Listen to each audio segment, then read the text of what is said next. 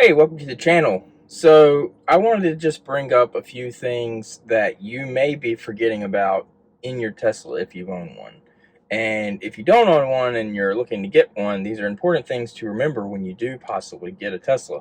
Because there are things that make your life a lot easier while you actually own the car. But it's not things you maybe use every day, and sometimes it is, or it's features that are kind of hidden. So let's get into some of this stuff. Remember, please like and subscribe, and we'll put links to anything we discussed down below in the description. So one of the first things that I think of that is a benefit that you really don't get in other cars that you get in a Tesla is going to be the fact that you have your mobile app. Now, this isn't something that you necessarily forget or you don't necessarily know about when you buy a Tesla, because when you buy a Tesla, you do it all through the phone and through the app. And you use that phone as your key and everything else. But some things that people sometimes forget about just in their day-to-day life is the fact that you can either heat the car up using the app before you go to get into the car, or you can cool it down. And these are really nice features. In the summertime, you can cool the car down ahead of time so that when you get into it, it will actually already be nice and cool. Or in the wintertime, you can heat it up so that it's already heated up and you don't have to use as much heat while you're driving. So if you're plugged in, you're going to be using some energy that's coming straight from the wall. It will also help increase your range at the end of the day.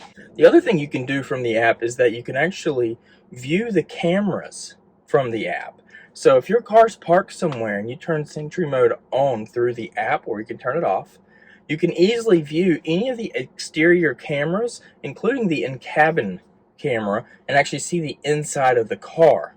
You can look towards the front, you can look towards the sides, left or right repeaters, and the rear.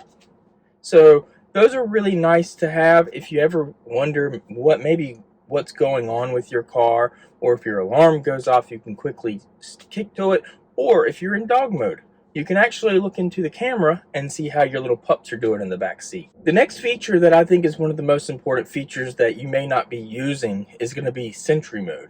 So this is something that's pretty known about, and when it happens so that when you actually lock your car and walk away, and you're in a parking lot or on the side of the road or just in your driveway, for example, the car is always running enough computing power so that if somebody gets close to the car, it will automatically take a recording or a video clip.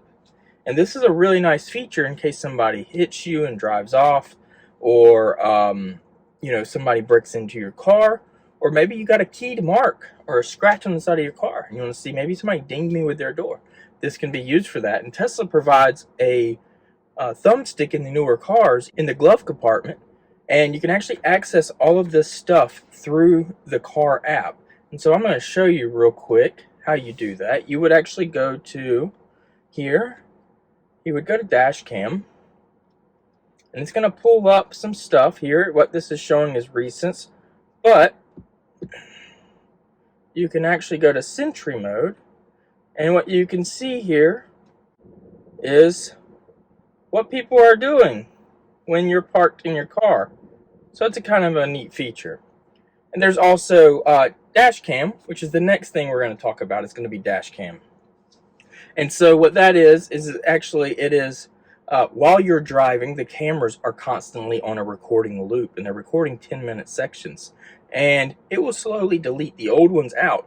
Now you can click either set the horn up to be pushed, and it will save that into a saved location on that drive, or you can actually click the little button on the menu here, and we'll just show where that's at. So it'd be the record button here while you're driving, or the horn. And so what that's going to give you is actual driving videos. And if we go to DashCam, I don't have a lot here that were saved, but as you can see, we're kind of driving through this area here, right? Through a drive-through. And so it records on roughly 10-minute loops. And if you ever get into an accident, these are really good because you can provide this to the police officer for proof of how the accident happened. The other thing that is really important that I think people forget about is going to be the fact that you can actually, I'm plugged in so I can't put it into park, but voice controls. And so we'll try that out real quick. So for example, there are a lot of different things that you can do, such as you could say, message Brittany. How is it going today? And then right click the right thing and you can see message was sent. And so that's one thing you can do. Also, when you receive a text message, it will actually tell you the text message verbally, and you can right click and respond to it while you're driving. So there's no texting and driving. It's all done with the voice and a simple click of this right scroll wheel. All right. There's also the phone. So talking through Bluetooth phone speakers has been pretty normal for a while now, right, in cars. And it's actually standard in most cars because of laws, certain laws throughout the US. But what you can also do is call Brittany, and it will automatically go to place the phone call. So you could also place calls, and I'm not going to actually do it, but let's just say call Domino's. And if Domino's was actually in my address book on my phone, what would happen there is it would actually place the call for me, and it would enable it through Bluetooth. Now, we don't want to do that right now because I'm actually filming with the phone and things like that. Another thing that you can do, people say a lot of the glove box is hard to get to because you have to go here, or you have to go here, and you have to come over here and click glove box over there, or you could just say open glove box, and there it goes. If you don't have pinned, it would automatically have done that. Another thing that you can do is you can actually adjust the temperature. So on the screen here, you can see you can adjust the temperature this way or whatnot, and it's gonna obviously kick the fan up. There's different things here, or I could say set the temperature to 79 degrees. I don't know why I went to 80, but it did. Okay, but it can easily set the temperature. You can also use it for navigation, which I think is one of the most beneficial things. Navigate to Myrtle Beach. And what it's going to do is it's going to automatically give it up here, and I can actually right click on it, and it will automatically put the navigation into the navigation on the car. It will automatically register where you're going to charge and all of that good stuff. You can also search Google. So maybe you want to say, search for what the weather in South Carolina is.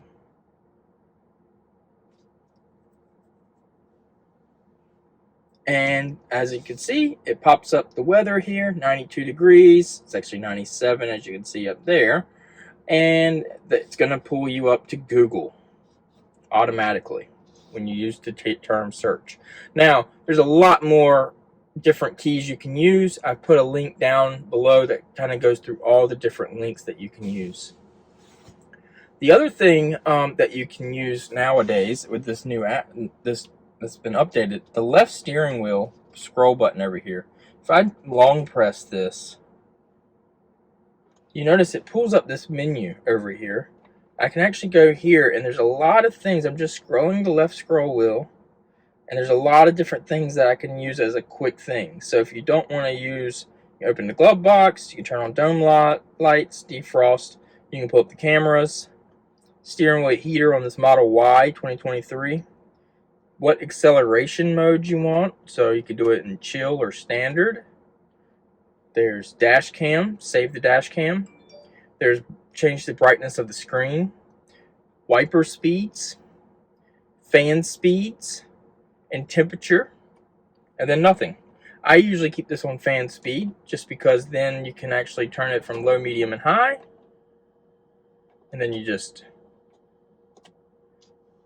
long press to get out of it. Also, you may not realize this, but the menu here on the screen is not stock. It doesn't have to stay this way. You can actually long press onto it, and you can remove these different things that are on these far left areas, and these will be the most recent ones that you've used. And you can actually pull things like heated steering wheel or heated seats, wipers, things like this down to my apps, and they will be there. As you can see, I have the defrost buttons, I have the camera, which I think is something you should really have close up. And that goes right into another topic here, is the fact that some people don't realize when you're backing up, this is the screen that typically will come up. But if you click this little arrow, you'll get both your side repeater cams so that you can actually see the wheels to help you maybe not curb rash. You can also pull this up while you're in a drive-through, and it will help you avoid hitting an edge or a curb, because you can pull this up while you're going through a tight spot and see a lot better. That's what I use it for, at least. Also, another thing that you can use is user profiles. So you can set these up however you want. You can set these up for you, for somebody who rides in your car a lot. It's going to change the seating position, the steering wheel position, and the side mirror positions every time you get into the car. And you can actually set this so that you can set it up to actually go with a key. So in the way you do that is you're going to go here into your menu, and you're going to go to your locks, and you can see iPhone 13 Pro is currently connected with this profile. And the way you do that is you'll see the different phones or your key cards, and you actually would hit the little person, and now every time this phone is used for unlocking this car, it's going to automatically go to Jeremy's profile or my profile. Another thing that you might not realize is if you want to actually see how many miles of charge you have, you can just simply click right here beside the battery, and you can switch between percentage and battery, which to me is a really nice thing. I typically always keep it on percentage. The mileage isn't really accurate, it's close, and it changes based on how you're driving, but the percentage is always what the percentage of the battery is. And once you understand your car a little bit, it really doesn't take more than a couple of weeks to understand, you'll know more about how much range you have from percentage than you do otherwise. So that's going to be everything for this video. I thought it was interesting, and it's something that I think a lot of people maybe don't always think about. Just a couple of little tips and tricks of a Tesla while you're owning it, and maybe some things you've forgotten about. If you enjoyed the video, please like and subscribe. There's also some links down below if you're looking at buying a Tesla. There's a referral link down there where you and I would get a certain amount of credits for actually using the link, and that can help you maybe use those credits for something on Tesla's website. And then there's also some links down there for some affiliate links where if you go through for a Tesla accessories, I do get a small percentage of compensation because I led you to their site. Yeah, so we'll talk to you on the next one. Have a good one. Bye.